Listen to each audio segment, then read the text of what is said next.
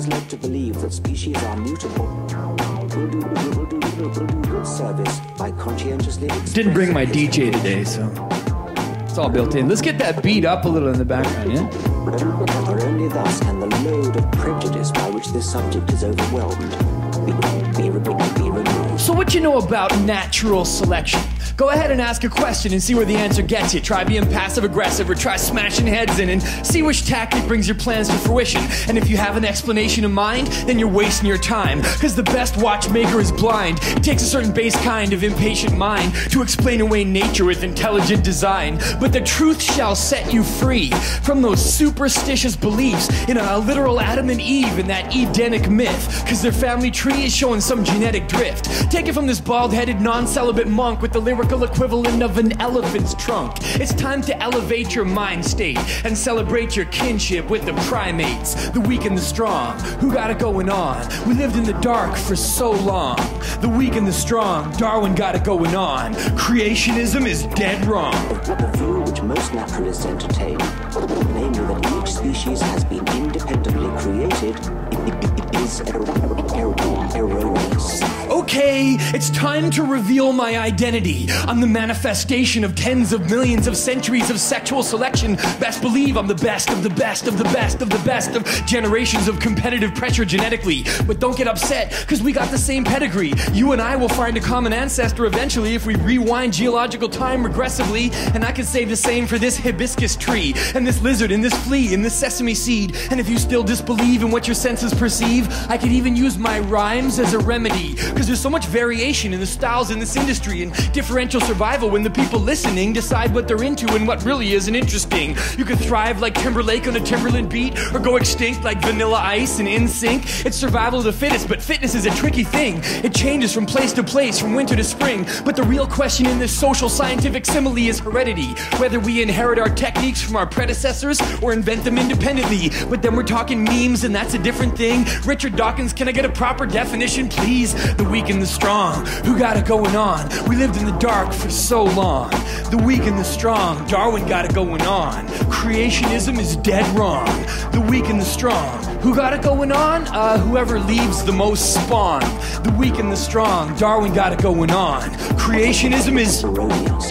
I hear some people complain like, I don't want to be an ape. I never came from monkey DNA. I believe God made me in a day. Jesus saves, or maybe God uses evolution when he creates. Either way, nothing as advanced and beautiful and intricate as the cosmic dance of evolution could possibly ever happen by chance. We must have descended from quadrupeds because of God's plan. Stop that. Darwin's actual theory is not chance. And if you think it is, you're delirious in the non-random survival of random variance over time. Chance is insufficient but necessary. So intelligent design is impossible unless that intelligence is a product of the whole, such as your own.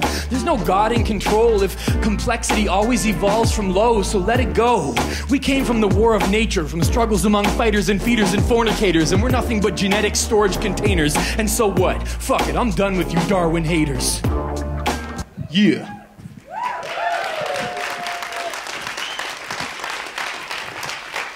All right. So this is indeed evolutionarily peer-reviewed rap music that you will hear, and it was a commission. A geneticist contacted me a few years ago and said, I need some evolutionary raps for Darwin's 200th birthday. Can you help me out? First thing I thought was, remixes. I'll use remixes. So I went and listened to my hip-hop collection to look for evolutionary rap songs that might already exist. Who are my ancestors with this project? I'm evidently the platypus of the performing arts world, but there must be forebears. I found a couple. Here's one song that I found with a bit of an evolutionary theme. I'm an African. It's by a rap group called Dead Prez. Of course, when Dead Prez wrote the song I'm an African, they were writing about revolution, not evolution. These are hardcore black nationalist rappers. They are the Black Panther Party of hip-hop. And when they wrote this song, their argument in the lyrics is very explicit. Black people around the world have a common heritage in Africa. That gives them a common identity, irrespective of what nation they happen to live in now. And that common identity is sufficient to come together for common political goals. But we can expand the circle on this argument, guys, because when they do this song, they do a call and response thing. They go, I'm an African! And the crowd goes, I'm an African back. And if you look closely, you're like, wait a second. There's white kids in the crowd.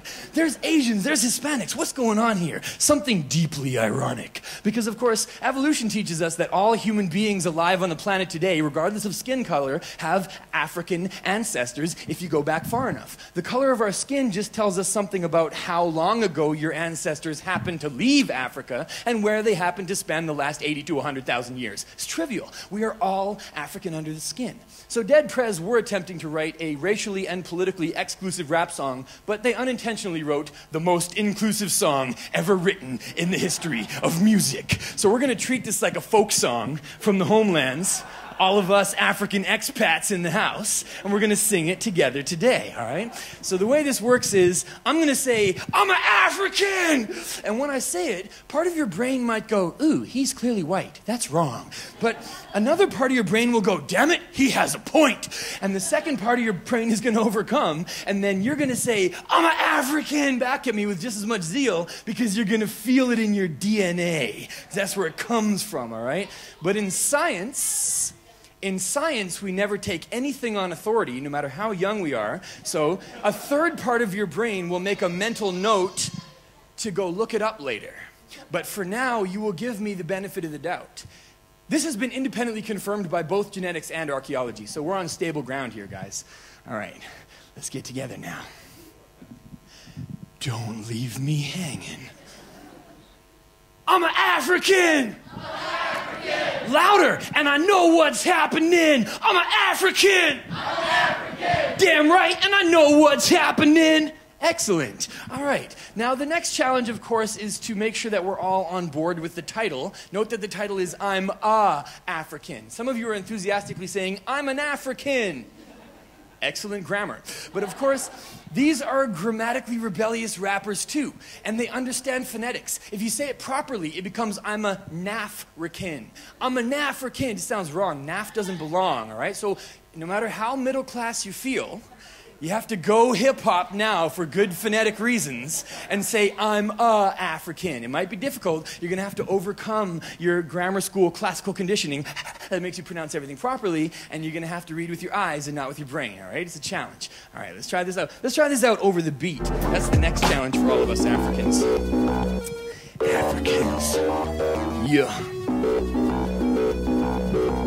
Going all the way back. Bound to happen eventually. Afro-centric white boys, y'all. Let's do this. Let's turn that beat up again. I'm an African. Yeah, and I know what's happening. I'm an African. Yeah, archaeologists know what's happening. Are you an African? Damn right, and you know what's happening. Are you an African? Hell yeah, so you know what's happening. No, I wasn't born in Ghana, but Africa is my mama, because that's where my mama got her mitochondria. You can try to fight if you want to, but it's not going to change me, because it's plain to see that Africans are my people. And if it's not plain to see, then your eyes deceive you. I'm talking primeval. The DNA in my veins tells a story that reasonable people find believable, but it might even blow your transistors. Africa is the home of our most recent common ancestors, which means human beings are all brothers and sisters. So check the massive evidence of Homo erectus and Australopithecus afarensis in the fossil record, and then try to tell me that we're not all connected. The fossil record has gaps but no contradictions, and it complements the evidence in your chromosomes. So I came to let you know about your ancestral home. I'm an African. And say it louder if you know what's happening. I'm an African.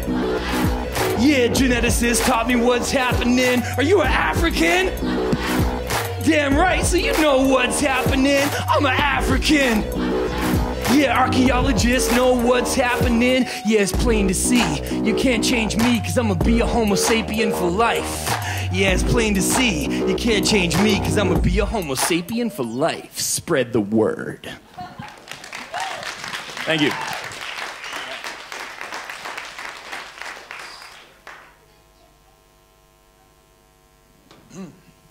However, that is the idea that most enrages Darwin's detractors. Darwin has detractors. And when I say Darwin's detractors, I am specifically referring to his religious detractors, not his scientific detractors. There are none. It's the idea that we We came from ape-like ancestors. Now, some people still question this, and they say, well, if we came from monkeys, then how come there's monkeys still in existence? Devastating logic. Allow me to illustrate a similar instance. I'm descended from Dutch Calvinist immigrants who came to Canada in the 1950s, and I still have second cousins who live in the Netherlands. They exist, I've met them, but they are not my ancestors. They are my relatives, since we have common genetic elements inherited from our great-grandparents. Now that is just 3 generations back, but here's the relevance. It is only 3,000 generations back that all living humans have a single common ancestor. So really, we are all relatives, which also means all relationships are relatively incestuous. Further back, we also have common ancestors with chimps and gorillas and elephants and plants, and billions of years back, our ancestors are all single cellular. But what I find incredible isn't this principle of unity of common descent. That's just elegant. What's incredible to me is that some of my living relatives today still believe that the earth was created virtually instantaneously, poof, about 70-odd centuries ago by a benevolent God, and that same God is currently now manipulating the elements, and that evolutionism is devilish.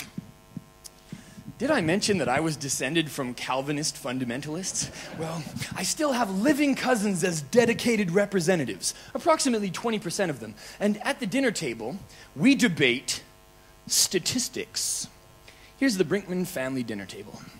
So I say, nah, that's crazy. Creationism is unscientific. 99% of practicing scientists now accept evolution as the best explanation that we have for all living systems. Why? Because there is overwhelming empirical evidence. And they say, Baba, science isn't run by consensus. That 1% is quite significant. Maybe they're like Galileo. Those are the creationist scientists who have found signs of intelligent design. But whenever they try and publish it in the mainstream literature, they get blacklisted. It's a conspiracy. Besides, your presuppositions are materialistic. Maybe all of that evidence that scientists say they've collected just empirically proves that God wants our faith to be tested. So then I say, damn, that actually is logically watertight. But doesn't that mean your benevolent God has been perpetrating a massive intellectual fraud? So either evolution is the victim of what? A frame job, which explains all of its predictive successes, or we have to separate God at least from the scientific method. Otherwise, he looks a bit deceptive. Snap. And that's when my sister steps in to defend a different kind of creationism, cultural creationism, also known as social constructivism or postmodernism. She says, the scientific method, Baba, the Western scientific method is just as subjective as every other cultural tradition, except it's just better at pretending to be objective. Because like all behavior is socially constructed, and mostly it just promotes injustice. And gender roles have nothing to do with genitals. They're just a way for men to control women's goals and try to turn us all into playboy centerfolds. Because like, haven't you heard about that tribe in the Amazon where the woman does the man's jobs and hunts and plants the crops and brings home the food for the man to wash? I can't remember exactly what that clan is called, but I know it's a published fact because I read about it in my women's studies class. And it empirically proves that gender is nothing but a socially constructed act, a performance. So how does your theory explain that? So then I say, but all I can do is try to come back with more statistics about human sexual dimorphism and about the high percentage of indigenous societies where polygamy is prolific and about male versus female reproductive investments. But then let's just say that really pisses off my creationist relatives because it doesn't tribute our origins to Genesis, and then well, basically the discussions are endless. But it isn't about who is impartial. I'm not impartial. No one is impartial. It's about how much evidence you can marshal and how you deliver the parcel. And when my relatives argue, I have to have faith that we can reach the genuine article in a rational way. Now, that's a different kind of faith than my cousins have in divine creation, but hey, to all of my relatives and fellow primates gathered here today, I say, if it makes you feel better, go ahead and pray. In fact, here's how I pray in a secular way. I say, I have creationist relatives and relative apes, and I wish them all happiness, whatever their faith, and I wish myself patience, since I relish debates. Let us all be respectful, if we can still tell it straight. Amen.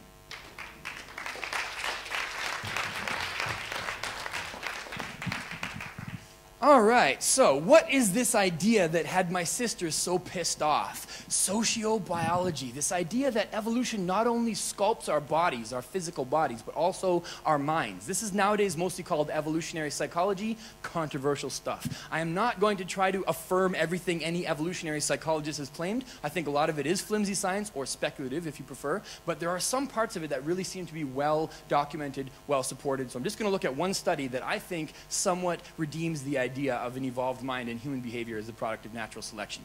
So what this is from a book called Homicide that was published in the late 80s, early 90s. And what they did is they looked at the murder rates and violent crime rates all around the city of Chicago, and they compared the neighborhoods to each other. And what you have here is the male life expectancy at birth measured against the violent crime rate. Male life expectancy in Chicago in neighboring areas goes from 50 up to nearly 80, right? And look how strongly the male life expectancy predicts the violent crime and the homicide rate. What they argued in this book is basically that what we call violent crime and murder, these pathologies, are actually aggressive young men competing for status and respect in environments where they don't have the opportunity to compete using forms of competition we would approve of, like the arts and music and sports and jobs and education. Those low-risk, non-violent forms of competition will of course be preferred if they're there. But if none of those are available, young men have a predisposition from evolution to compete with their peers for status and distinguish themselves and get a name, and they will use any means available to do that. And in some environments, the only means available is violence, because whatever you can do, you can always fight. Now you'll notice I'm being very gendered, which cuts to the heart of that debate I was having with my sister, right? Why am I saying young men and not young people? There's a little disparity in the number of murders committed by males versus the number of murders committed by females. It fluctuates somewhere between 85 and 95% male violence across all statistics of all societies. Here's this same study looking at the males and the females by age. Check it out. A 10-year-old boy and a 10-year-old girl are equally likely to commit a murder. Little angels, huh?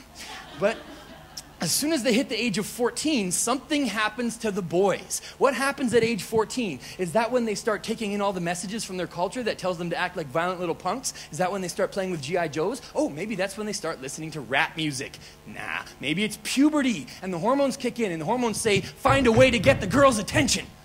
Any way you can, right? And what you get is the murder rate. Of course, there is an equivalent graph that would show the girls spiking off the charts at age 14 and the guys staying flat. And of course, that would be the graph that shows teenage pregnancy rates. Although, in that one, the boys would actually stay flat. You wouldn't have that little bump right there where the girls go through their bad girl phase in the late teens, right? But anyway, basically, both of these fit into the theory that teenage pregnancy can also be seen as a product of low life expectancies because women will adjust their reproductive decisions based on their prospects of longevity. So male and female strategies, somewhat different, but we all take in signals from our environment about our prospects in life around longevity and availability of resources and adjust our attitudes and behaviors in order to maximize survival and reproduction.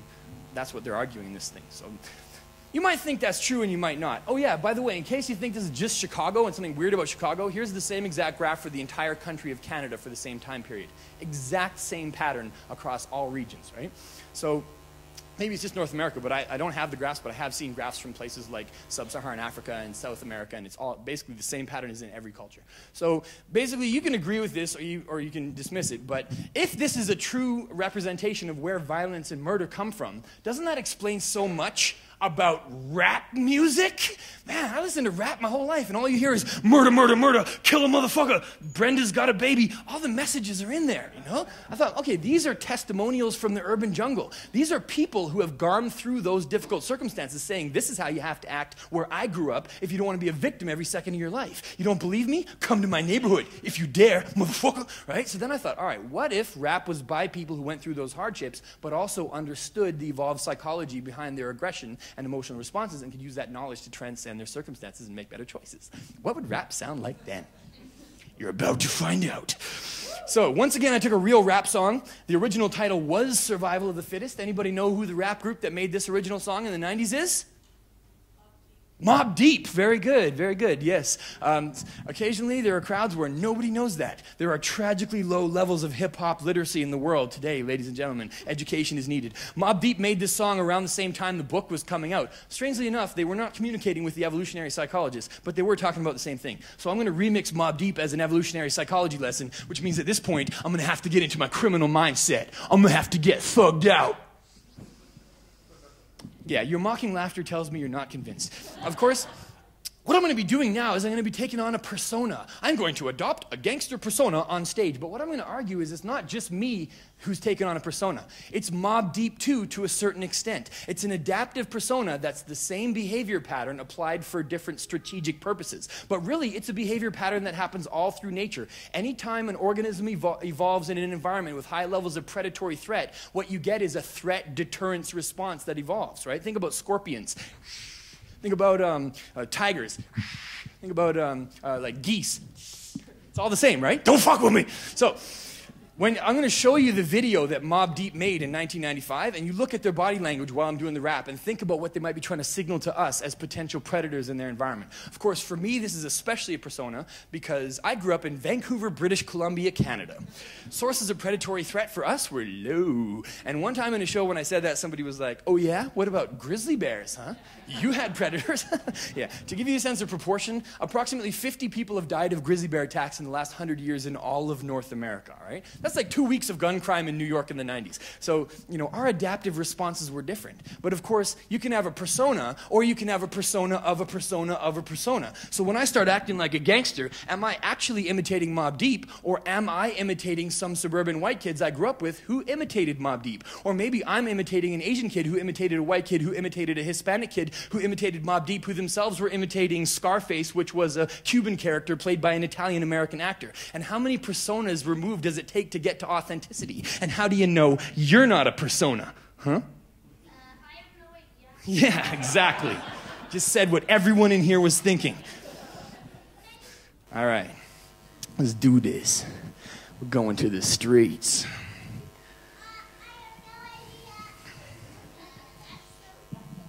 You only get a laugh once for that.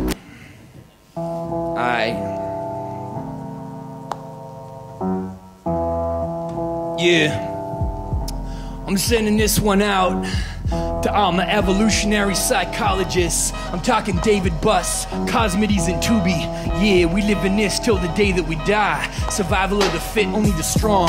There's a war going on outside, no man is safe from. You can run, but you can't hide forever. You come to my block, you'll see some territoriality. A place where a killer be killed is the mentality. But get it straight, it's just a necessary strategy. You gotta play the hand you dealt. You can't magically escape from the habitat that you was born in. 3 homicides in my neighborhood this morning. Cops came and kicked a crooked door in with no warning and started roughing up my young cousin. Shit, she's only 17 and got a bun in the oven plus a concussion. But she ain't done nothing, so keep your mouth shut and don't jump to judgment on the lives we're living. Just close your eyes and listen while I break down some homicide statistics. So if you're thinking the criminal mind is just vacant, you're mistaken. This is calculated risk taking. We living in a situation with a low life expectancy and a major discrepancy between the haves and the have-nots. And you wonder why the padlock on every cash box is smashed off? Come on, you can't call it pathological. Nah, that's illogical. You can try to understand it, but you can't stop it though. Not unless you address the root causes, the conscious and unconscious decisions to discount future prospects. Come on, it's obvious. The beat keeps bouncing, the homicide rate keeps mounting, which leads to steep discounting and a lot of violence. But it's not a virus, it's a rational response to high-risk environments and short time horizons with high stakes and highly visible prizes. And you wonder why we're criminal-minded? Hey, you can't say we'll get satisfaction if we're patient with self-control and delayed gratification when the only job that pays is casket making and death is the ultimate planned cancellation. So check the facts and recent data releasing. It shows a pattern of increasing competition. A bunch of young guys all struggling and status seeking and causing the crimes that make the social fabric weaken. And life expectancy also predicts teen pregnancy. The need to leave a legacy genetically will never be completely controlled contraceptively. Yeah, that's transparent. Imagine if your kids would never meet their grandparents unless they followed the Bristol Pallen plan for parenthood. And then they say, ooh, these young girls are so damn careless. Getting pregnant before marriage, it's such a tragedy. Apparently it's also a reproductive strategy, especially when you can see them adjusting actively when their circumstances change. In both the cases of the young ladies with babies and the male risk takers, we see people adapting to their situations. And it's the same in different places and with different races. This is not about ethical justifications. It's evolutionary psych, and it's just the basics. And still people call this behavior maladaptive because of our reaction when violence happens. But if we really want to change the outcome, then maybe we should just start questioning how it's adaptive. And the bottom line is that iniquity and life expectancy are the ultimate causes of crime and the results of crime. To me, that's true. The two combine together in a feedback loop. But I got some moves to make now. I'll be back soon. Just don't ask me what I'm about to do, cause I can't say, so it's left to untold fact. Until my death, my ghost will stay alive. Survival of the fit, only the strong survive. That's right, we live in this till the day that we die. Survival of the fit, only the strong survive. Yeah, we live in this till the day that we die. Survival of the fit, only the strong survive. That's right, we live in this till the day that we die. Survival of the fit, only the strong survive. Only the strong, only the strong. Yeah, word up.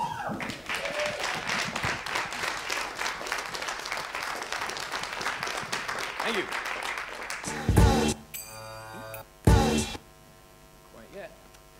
So really what the crux of that theory is that it's mating opportunities that this is all about. That's what the violence is about. That complete reproductive failure is the absolute worst thing that can happen to you from a Darwinian perspective. And in some environments, being a nice guy is the equivalent of that. And that's what partially leads to violence. Humans are not the only ones that have to risk their lives to mate in many cases. In fact, that's ubiquitous in the natural world. And it's the basis of sexual selection theory. The classic one of these examples is, of course, the peacock's tail, which itself carries a risk. The bigger and brighter the tail, the more females it'll attract. But also, the more predators it'll attract, and the heavier it'll be to carry as it tries to fly away. That is the point of a peacock's tail. It is a costly signal of genetic fitness. It advertises to the females, I must be a really well put together, really agile, really fit male, because if I wasn't, logically, I couldn't carry this big, stupid looking tail around all the time, could I? I'd be dead by now. So mate with me. Which works. The logic is the same, which is why peacock's tails are an identical phenomenon to bling. Not just a metaphor, but they are the same exact thing. Both peacock's tails and bling are massive displays of wasteful, costly signaling displays that signal something. They signal surplus resources. In the case of the peacocks, it's genetic fitness. In the case of the rappers, it's financial stability, which may itself be a signal of genetic fitness, but the logic is identical, right? And this risking your life to mate thing can go to extremes in the natural world. For instance, the Australian redback spider doesn't mate unless the male gets eaten by the female first, and it's only from her jaws that he's able to reach around and deposit his sperm packet. And sometimes they'll yank the male out of the crunching jaws of the gigantic female in order to jump in themselves and replace them. Their sex lives are weird and bizarre.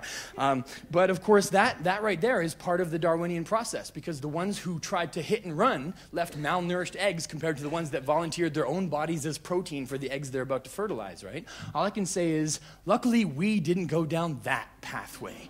But it's obviously an available, stable strategy in evolution. It was the flip of the coin that gave us these sex lives, where we go to movies and to the pub and comedy shows and shit like that, and they have those sex lives. But if we had ended up with the sex lives of Australian redback spiders, then I would say that is probably what our religions would say was moral behavior, and that is what our poetry and our pop music would say was romantic behavior. And all day long, all you would hear on the radio would be, "She refuses to eat me, cry me a river."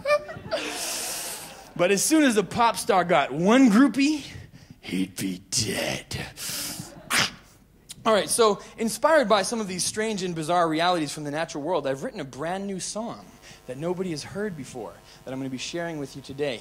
It is not exactly G-rated, but that's okay, because it's deeply, deeply scientific. This is going to be embarrassing. Apologies in advance. It's all based on real stuff from the natural world. All right. This is inspired by Olivia Judson's book, Dr. Tatiana's Sex Advice to All Creation. It's like a fetish club for Darwinian biology. And you're about to get a confessional.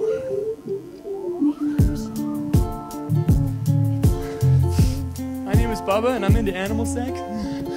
Some say my obsession with biodiversity is a sign of perversity, but I find that it nurtures me. Yeah, maybe it's twisted, but I won't give a lady a minute unless she's a Batesian mimic. Does that make me a cynic? I'm into animal role play, but fuck a barnyard, I want some praying mantis, open mandible, cannibal foreplay. So read Dr. Tatiana if you need the basics. She's deeper than the fuzzies you find creeping on Craigslist. Plus she's got a message board full of insectivores who are just itching for it. She's like a sex thesaurus. I met a crab spider who was keen on finding a mate. Her turn-ons included binding and trying to escape. I met a gold digger who said that fame was her weakness, so I fed her like a cockroach with anal secretions. Yeah, I'm nasty as I want to be, jerking off in front of females like juvenile marine iguanas on the beach. Yeah, I'm packing an 8-inch corkscrew. I'm a great fuck. I want to spin it in like an Argentinian lake duck. Yeah, when natural selection reckons your sex practice, the best action is always found in the mismatches. Let's make love like animals. Make love like animals? Which ones? I think you know what I'm talking. Be more specific. Are we talking praying mantises? Let's make love exactly like other animals. Helen Arney on the vocals. She knows what it's about. Yeah, this one girl was quite freakish. I wasn't squeamish, but we simply couldn't fit it in. We tried to squeeze it, but she had a 6-inch long clitoris like a hyena's, and I had a spiky inflatable damselfly penis. Skip the spider's kiss of death. Just give me 10 consecutive weeks of sex like stick insects. I make solid sperm plugs to try to block girls, but I hate when they pull it out and eat it like fox squirrels. Those are precious resources. I'm really concerned. Humans only bust a couple of 100 million sperm, so we start to get depleted after only the 3rd shag. Octopus have 10 billion in a massive sperm bag, and they die when they deposit it. I guess that's just one way nature might try to persuade a guy to stay monogamous, but we must have missed something compared to our chimp cousins, cause those chicks will hit a dozen different studs and just love it. So I feel like I'm overdressed for bonobo sex. All I need is a swollen vulva and a vocal yes. No? Okay. Instead I'll marry my soulmate. Till death do us part, right? The prairie vole way. All right.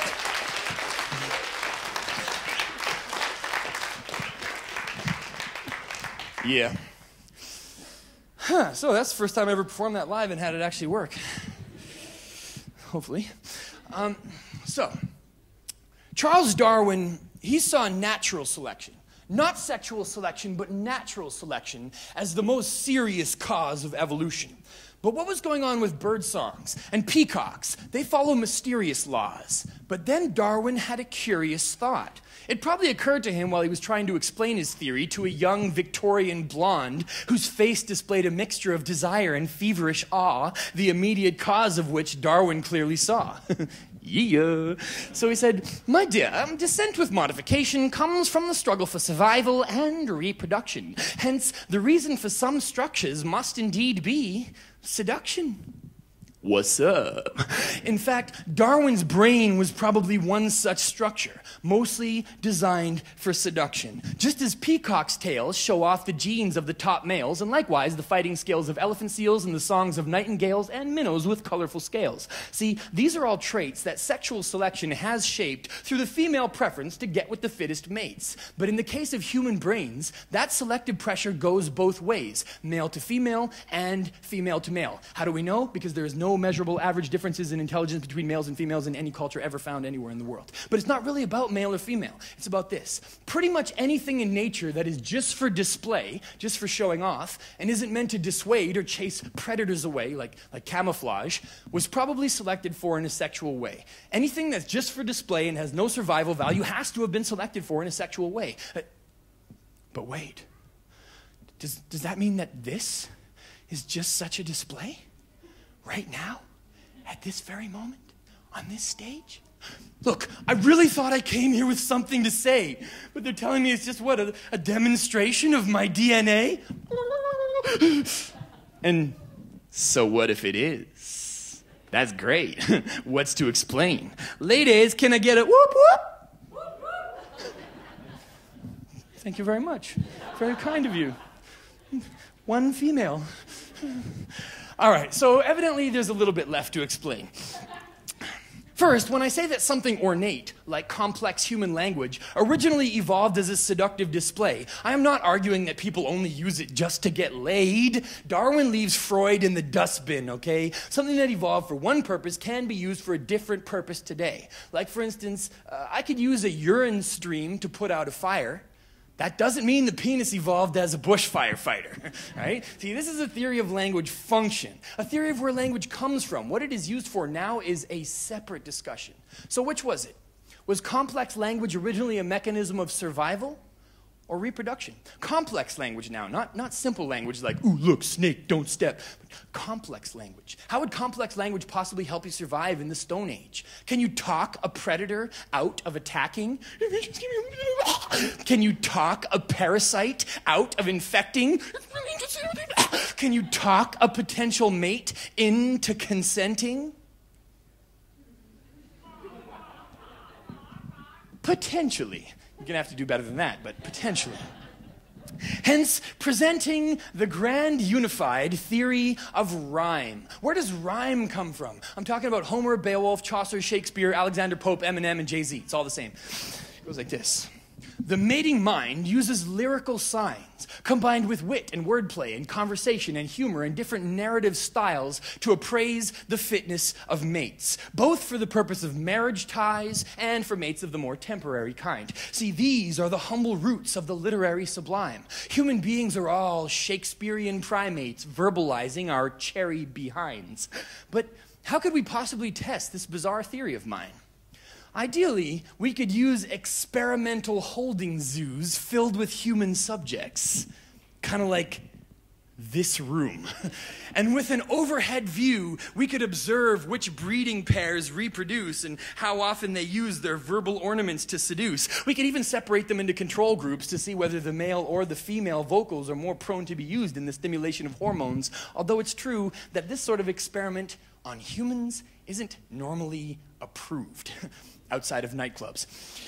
If only there existed in a state of nature some cultural group that we could study that was preoccupied with making paper and parading half-naked women shaking their moneymakers in front of competitive males, displaying mating behavior while trading their creativity for sexual favors.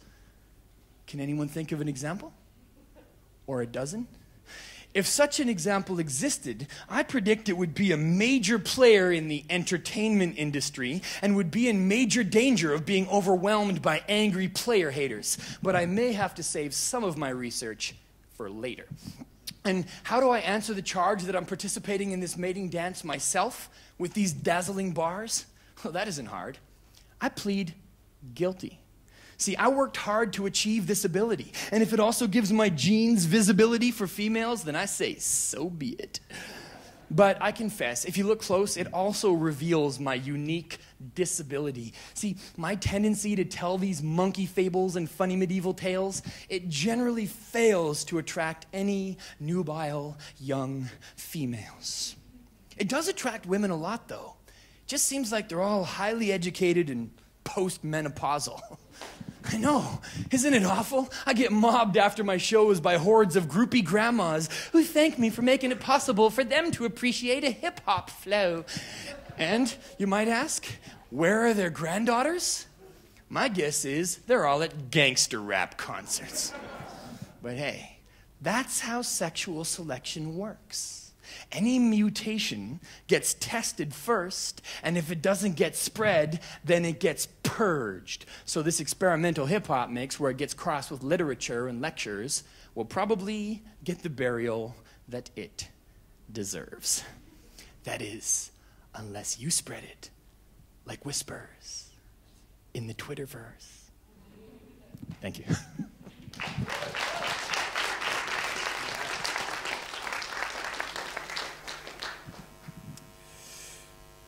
I skipped this one because I changed the order as I went, but I just got to give you an example of how deeply hip-hop already understands these dynamics. I'm going to have to do a little sexual selection remix sung to the tune of the Notorious B.I.G. Yeah. Yeah, let's turn that beat up a bit.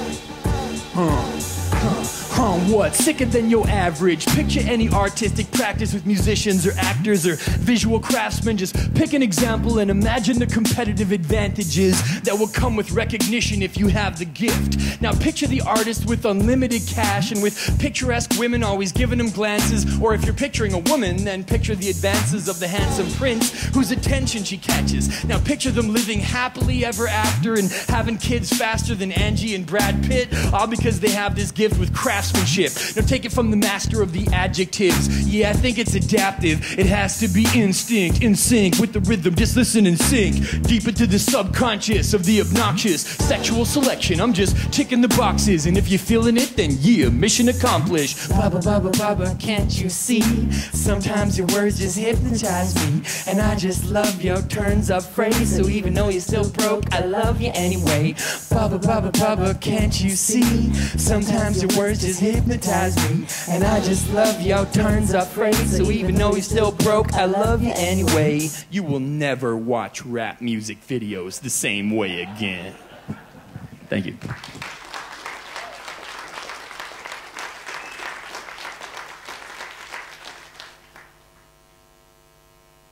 All right, all this stuff is getting really intense. I think we're going to need to chill it out a little bit. Go on a little journey together for the grand finale before all the encores.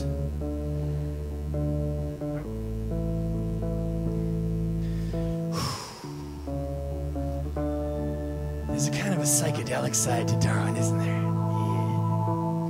In 1859, Darwin spilled the first splashes of his universal acid, and the effects were like magic, burning human arrogance into ashes, in pretty much the same way that Copernican math did. No, the stars don't shine just to improve the view from Earth. No, we are not the center of the universe. No, we were not created in the image of Jupiter. No, we are not so special. And yes, the truth hurts. But that's how evolution works. Once it's been applied, the acid burns into the superstitious side of the human mind and fills it with light. It even dissolves the original sin of pride. That pride that says, I'm a special creation, and my creator has given me dominion over nature. And you know, he has the power to replenish his creatures. So if species go extinct, he can recreate them later. And if he doesn't, well, that's just part of his plan. But Darwin's acid is hard to withstand. It plucks the arrogance deep from within the hearts of man, and it teaches us never to build our houses on sand, but instead to try to understand why we're here. We are just one species among tens of millions in this biosphere, and we have tens of millions of ancestors behind us, and their fighting spirits are what gave us this great survival gear.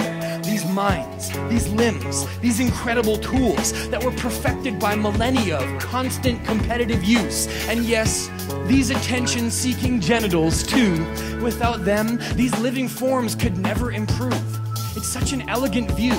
It's so filled with breadth and grandeur. And yet, some people react with depression and anger, like it's so unsympathetic. It's so viciously random. I mean, what's the point of compassion or ethical standards if this is all just a game that these mindless little organisms are trapped in and all they're doing is genetically adapting to environmental factors? Then doesn't that mean there's no responsibility for individual actions? It's nihilistic. Where is the governing dynamic? Well, once again, Darwin does give us some answers.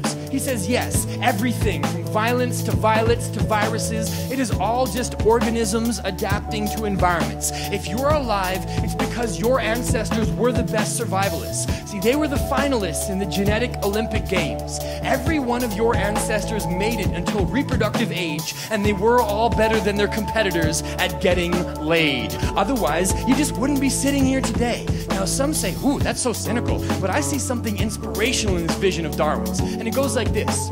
Organisms, like us, are not isolated. We're also part of that environmental mix. So your decisions affect evolution. It isn't directionless. We can direct it.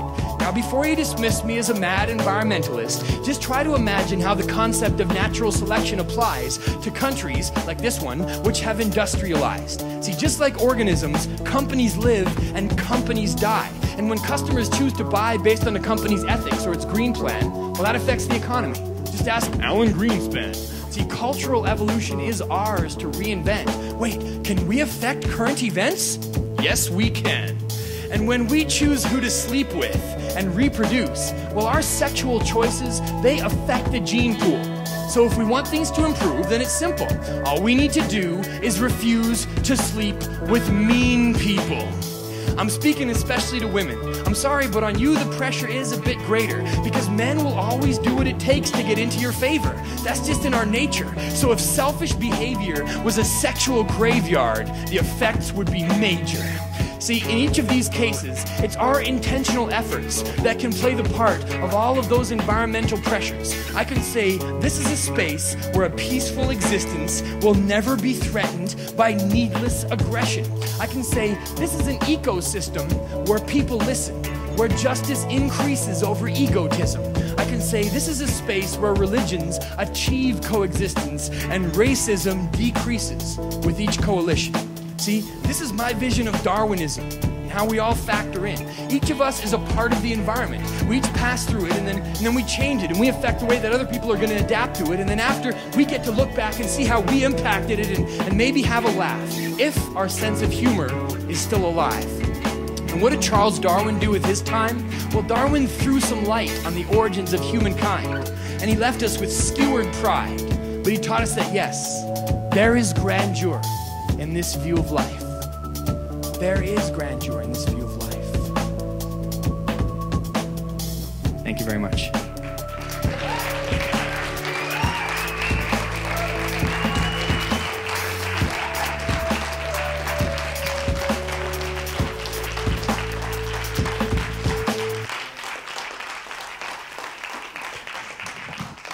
Not only am I the only peer-reviewed show, I'm the only show with footnotes.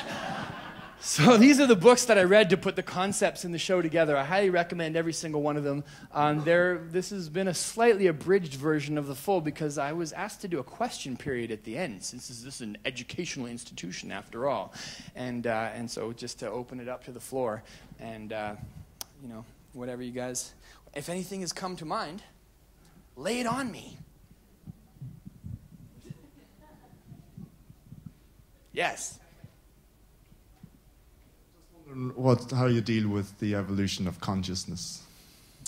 Nice easy one to start. On a daily basis, really. Sure. Evolution of consciousness is an unsolved riddle, isn't it? And so is abiogenesis. Like, exactly did the first cell come together? Once you've got replicating cells, you can pretty much tell the whole story with natural selection after that. But a lot of scientists believe that replicating molecules can get you to the first cell, and a lot of other scientists believe that replicating impressions, sense impressions, can get you to consciousness. That's what I've read is that's the multiple drafts model of Dan Dennett, and I think he's the closest one to getting it. My favorite way of putting it is fame in the brain. So once you have the ability to make a sense impression of a person or a place or a thing, then that can be repeated again and again and again, and it becomes famous on a neuronal level, and that becomes something that you have a memory for. The more memory that you have, the more you're able to connect things that may have seemed unrelated but can help you in a strategic survival and reproductive benefit kind of way. And it's that ability of sense impressions to replicate themselves potentially infinitely, because there's more connections in the brain than there are atoms in the universe, right? Isn't that the statistic that I've read? Yeah. So, you know, there's lots of room to play in there. It just took one species evolving the ability to have a multiple drafts memory that they could recall strategically for something, and that leads to all of the other fun stuff that we get to do. That's my, 20-second summary of Dennett. I hope it was accurate. But, yeah, but, you know, that hasn't been proven. It's based on a lot of neuroscience research and philosophizing combined. But that's the great part about the theory. You can apply it to everything.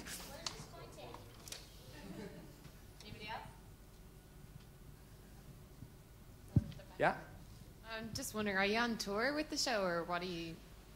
Yeah, I've been on a little mini tour. I did Sweden last weekend and London a couple days ago, but my tour is about to end. It's going to be prematurely aborted because on Tuesday I fly to New York, and on the 17th of June this show is going to be off Broadway all summer, which is the most exciting thing that's happened to it yet. I started it at the Fringe, and a Broadway producer basically bought the rights to it after the Fringe. Starting on the 17th of June, I'll be performing 8 shows a week for at least 2 months, possibly for the rest of the year. Wish me luck. Yeah.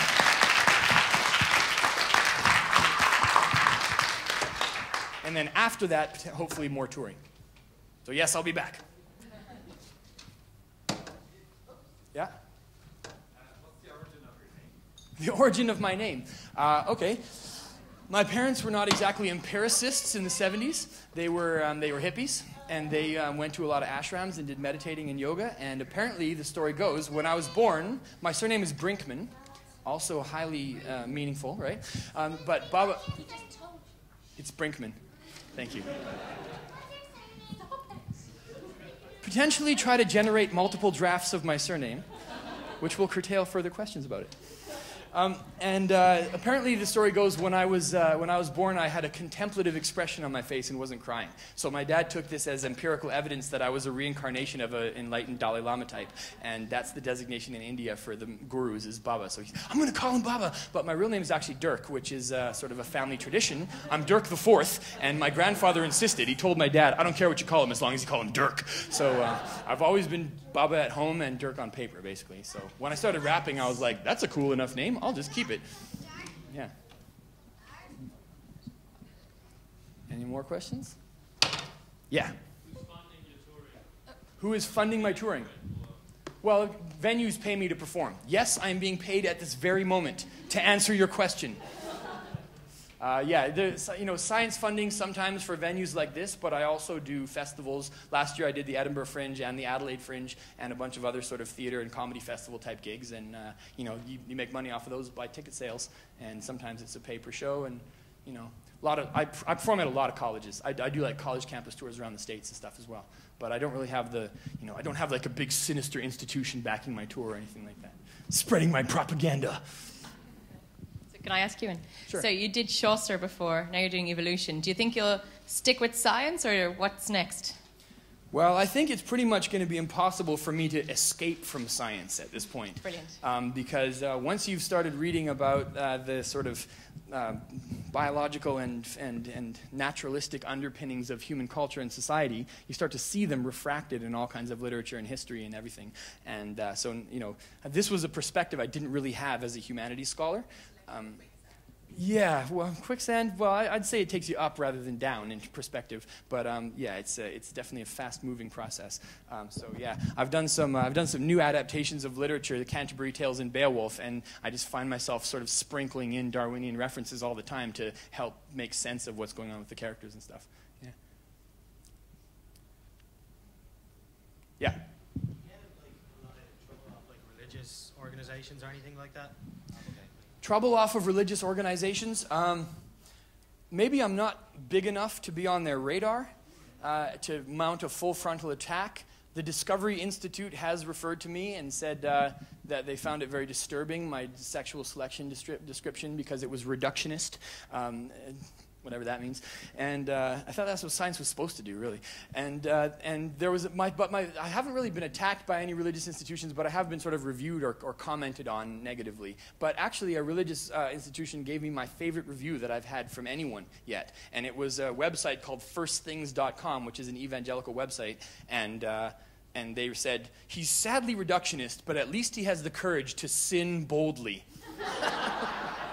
I was like, hell yeah. Yeah.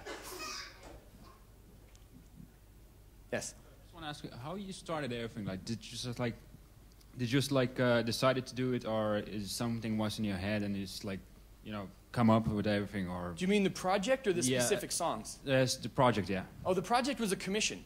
A scientist actually approached me and said, I want you to write this for Darwin's 200th birthday, and I'll help you to get science gigs around the UK, and then you can take it wherever it goes after that. And so it was a sort of challenge. Can you sum up Darwinian theory and the origin of species as a historical phenomenon in a bunch of rap songs? And I was like, I'll try. And yeah, this is the result that you're seeing right now.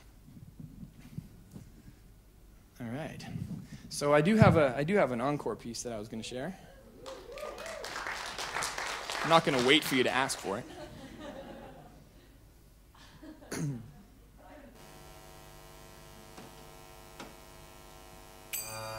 So, when I first started writing these Darwinistic rap songs a couple years ago, early drafts of my lyrics were not this complicated sounding.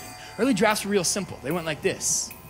Yo, yo, The origin of species ain't no feces, dog, believe me. What? That was all I could think of. So then I thought, this really needs to be rewritten. And sometimes people ask me, well, how does your show get written? Like this: performance, feedback, revision. And how do I generally develop my lyricism? Like this: performance, feedback, revision. And how do human beings ever learn to do anything? Like this: performance, feedback, revision. And evolution is really just kind of an algorithm that goes like this: performance, feedback, revision. So the genetic code of every living creature was also written like this: performance, feedback, revision. See, the genes are like a text with 100,000 pages, and the revisions occur in the little random changes that come from mutations. And when they see the light, well, that's the performance. That's the phenotype. That's us. And natural selection, well, that's the feedback side. That's about who survives and whose genes catch rides in the next generation. Yes, what I'm saying is that a rap performance like this is the best illustration for the way that descent with modification works. Because the performance is necessary to change the words, to decide which have an impact and which to send back to the drawing board. In fact, I just did that when you failed to react. Because any line can change, and the mutations occur when I improvise on stage. Because up until this moment, everything I said was off the page. But now I'm gonna have to switch it and do a little freestyle section. I'll try to make it really specific so that I can beat your cheater detection. No, I'm not funded by some strange Illuminati. I'm just trying to take Darwin and help him to make me rock a party, give you a little bit of lyrical Bacardi. That's the way that I rock it in Dublin. This is the way that I've got it. I've got freestyle functions that are coming. And right now, when I make some weird little mistakes over the rhythm, that's okay. That's how I introduce randomness into the system. Yeah, this is the way that I rock the speaker. I gotta say thank you for introducing me, Aoife. I hope I pronounced it right. It's a very difficult name. I was like wondering what it sounded like when I first tried to read it in an email. Yes, she is a very intelligent PhD holding female. It is not just a metaphor. See, she's got 2 kids. She's winning the genetic war. Indeed, that's what I like in a host. She represents as the most the Darwinistic concept, the equation. This is the way that I'm rocking it constantly every second with my mutations. Indeed, I'm trying to rock huge nations. It's my solution. It's Darwinian music. I have had a little bit of hostility from religious institutions, but that's okay, because even if they say my rhymes suck, that's one kind of feedback, but fuck them, they just wind me up. It makes me want to react aggressively when I test this beat. Indeed, I always try to rhyme Darwinistically, even when I'm saying sex and violence stuff to little kids and 8-year-olds. Relax, guys, everything I say is educational. Yeah, and I know you're gonna be huge nerds when you grow up, and I'm kind of glad that you didn't understand some of the big words, because they were quite referential. I'm just trying to use this Darwinistic potential to use copies of my brain up in my mental. That's how consciousness evolves. In fact, it's evolving right now. It's just evolved into a new species right now with my style. Indeed, it's Darwinistically infiltrating all of your brains. I make people go insane. I just rock it. I talk shit over the rhythm, but it's kind of simple. It goes like this: performance, feedback, revision. See, this is my concept. It's quite simple. It kind of goes like this: performance, feedback, revision. And you people can use this concept to learn how to do anything, right? So say it with me: performance, feedback, revision. If you want to know about evolution, see, that's the definition. One more time: performance, feedback, revision. And again, performance, feedback, revision. You got it. Thank you.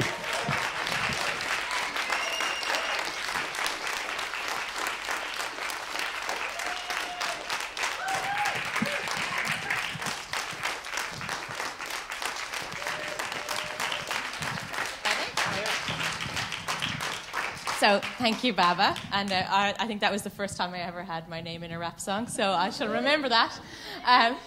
And thank you for tolerating the children in the front, and I'm referring to those ones. So that was really great. Thank you. I really enjoyed that. I think everybody here did. As you can see, you can find Baba on Twitter. He has a website. There's a couple of CDs here for sale if anybody is interested to talk to Baba.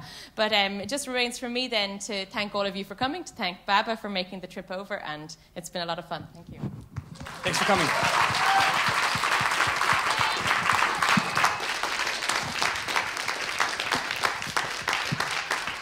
Do one more? You guys want to hear one more? He's going to do one more! Yay! All right. I sort of had this prepared in case it happened, so. It's only about, it's not very long. It's only about 8 minutes long. This was a special request from Char, sitting in the front row. She asked me to do my rap version of Beowulf. You guys want to hear that? Yeah. All right, you'll see where the science stuff comes in occasionally. What's that? You already forgot me? I think you said hooray for Jolly Baba. Oh, hooray for Jolly Baba. All right, that's what I like to hear. All right. Oh, Dalai Baba, I see, like Dalai Lama. I'm getting it. It's sort of slow. Very nice. All right, so this is going to be the interpretation of Beowulf. We're going to go all the way back to the dark Middle Ages, 900 or so A.D. And yeah, this doesn't really need any introduction, right? You guys know what Beowulf is about. I'll just tell the story. I tried to synthesize, some of the books and some of the pop culture adaptations, but try to keep it as true as possible to the text, true to the original, as much as I could. Yo, listen up. I want to say some things about the days of ancient Danish kings. One of the first was a foundling or flourish called Shield Chafing, whose great-grandson Hrothgar was in charge of the Danes when this tale is told. The tale of a mead hall harrowed by a terror, and a hero called Beowulf, a massive mead hall. Hrothgar had it built, and after he filled it with dancing and drinking and laughing and singing, happy people, yeah. But that was brief though. There was a monster prowling on the moors, Grendel, and for him the sound of carousing was just an obnoxious roar. Now Grendel's been called a fiend, cursed by God, a powerful demon. Yeah, lots of awful things, and it's true that the works that he wrought were fiendish, but these were superstitious folk. And yes, I mean both the Christian poet and the old pagan text he rewrote. Grendel's flesh was physical. Now I've heard some outlandish conjectures from critics about how Grendel's cannibalism was essentially different from the psychopathic pleasures of a man like Hannibal Lecter. One theory goes that he was the last of a band of Neanderthal wretches. Another said that he was an apparition, the province of psychoanalysis. Yeah, rabid secularists like me want to cut to the heart of a story. Maybe he had some deformity in his eardrums. Now that would be parsimony. It doesn't matter. You know as well as I do that there's no hell, no gods, no demons, no elves delivering gifts on Noel, and I say, oh well, so what if Grendel's nature wasn't clear-cut? All that matters here is the level of fear that he brought to Heorot. They say at night he snuck in, greedy and grim, and murdered 30 men. But even if it was just 3 men, would he be any less of a demon? Grendel left the spear Dane screaming, and they couldn't even deal him a cut. He just killed when he wanted and spilled so much blood that it left a bit of a chill on their fun. So they prayed to their pagan gods for relief. If only they had Jesus. If only they knew what we know now, how Jesus comes to your aid when he's needed. Forgive me for being facetious. It's just that divine intervention was just as non-existent then as now as a help in a time of oppression. What happened instead was that word spread to the 7 seas, to the friends and enemies of the Danes, that Hrothgar's hall was empty, and it spread to the Geats, to Sweden, to the land of Beowulf. And him and his men donned their chainmail coats and sailed for the Danish coast, and it wasn't long before they stood, sea-swept and rain-soaked in Hrothgar's great mead hall. And there Beowulf made his famous boast and said, anyone who's ever seen me fight knows that I've never been the type to back down. I've suffered extremes defending the Geats, and I've never had a match till now.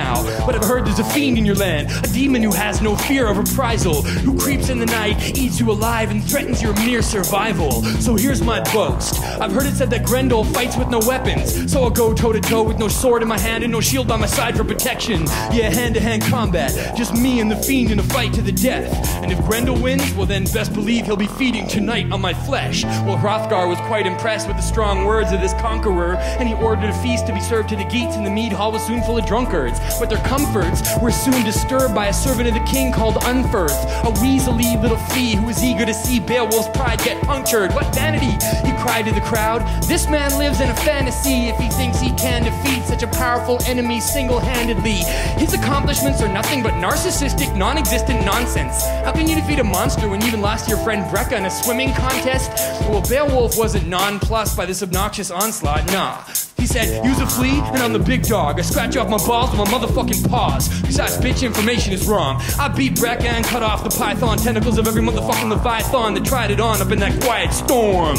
And anyway, if you had any skill, then Grendel couldn't kill all your men and still go back to his den at the end and chill. Well, after that, Unferth, well, basically, he just shut the fuck up. Maybe because of Beowulf's gratuitous use of the word motherfucker. Yeah, it's offensive language, but come on, this is Anglo Anglo-Saxon. You can't expect manners from men of action. Nah, that's a plain distraction. After his word clash with Unferth, Beowulf went back to the feast and kept on bragging out loud about how he was going to tackle the beast. And then Hrothgar went to bed, and he left the guard to Beowulf and the rest of the Geats. And the fires burned low, and the mead hall was soon fast asleep. And that's when the shadow stalker, Grendel, came greedily loping down from the mountain and out of the mist, because he could smell fresh human meat for the gulping. And the mead hall was dozing. Every single person in the place was unconscious, except for Beowulf, who lay awake in the darkness, waiting for the monster. That hall was erected as a fortress, but Grendel just smashed the doors in with his massive hands and grabbed the first warrior in sight and viciously slashed and gored him. The taste of his flesh was gorgeous, and Grendel was ready for more, just itching to turn the rest of these poor wretches into a pile of dismembered corpses. So he moved like a phantom over to the next man's form on the floor. But that's when he felt a strong hand clamp onto his wrist and twist back his arm. Then Grendel felt a kind of pain that he never in his life had to contemplate, squeezed like by an anaconda snake, and only one thought in his mind: don't fight, run away! But he was boa constricted. Beowulf had him in a death grip. I mean, you know how much pain is inflicted, right, when your arm gets twisted? Well, the intended victim was a predator now, and the hall filled with the most pitiful sound, this long, drawn-out, desperate howl like, "Ah!" And the Geat warriors all surrounded Grendel with their swords drawn and tried to stab him, but none of them could get a blow past him, so they swore that his skin was enchanted by some form of spell casting, so that no physical weapon could scratch him. But what do you think the chances are that they just chickened out and called it magic? I mean, it does sound like one of those embellishments invented by storytellers just to make Beowulf's belligerence and bellicose rhetoric sound like prescience, right? Yeah, so his men were ineffective. But Grendel's howls were blended now with the sickening sound of ligaments ripping out of position and twisting tendons. Ow! Then his limb disconnected, and Grendel ran back out into the mist, and Beowulf raised the severed arm aloft, still held in his fist. And the Geat warriors all gathered round, eager to see the demon flesh, and they all agreed that yes, Grendel was soon going to bleed to death. Then they mounted the arm as a trophy on the wall to inspire their fireside boasting, and troubadours immortalized Beowulf's heroic deeds in their poetry. And I wish I could leave this scene with the Danes and the Geats on Easy Street, but heroes fight demons in threes. So introducing Angelina Jolie as Grendel's mother, a feminine killer with collagen lips and swollen breastises. And when Beowulf tried to confront her, well, all he really wanted was sex. God damn it, Robert Zemeckis, your Hollywood epic with all of its marketing methods is confounding my honest efforts to keep this poem authentic. It's pathetic. All I see when I picture Grendel's mother instead of a hideous monster is Crispin Glover caressing his digitally rendered mom like an incestuous lover, and I'll never recover, so forget it. If you guys want to know about her actual facial features, then just go ask your 12th grade teachers or your college professors, the last gatekeepers on tradition, or read Seamus Heaney's version. His verse is amazing, but any pop culture interpretation is subject to virtually unlimited changes, because if you try to please the tourists, well then the purists get Tourette's and curse you. But if you try to do the reverse, well, the tourists are known for their lack of endurance. So who do I try to please first? Myself, and it usually works. So instead of judging like jurists, just sit back and enjoy the experience, and I'll go back to the story. Actually, you know what? Forget it. I think I'd rather just leave it. If you really want to know how it ends, well then, I guess you better just read it. Go read it. Norton Publishing, Seamus Heaney, Dual Language Edition. Read the introduction too. It's really fucking informative. Do not listen to rap music to get an education, ladies and gentlemen. This is entertainment only. You have to go read. Go read. Go read. Go read.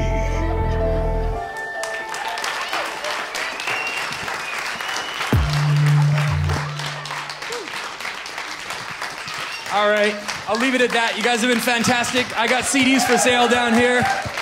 Thank you so much for coming.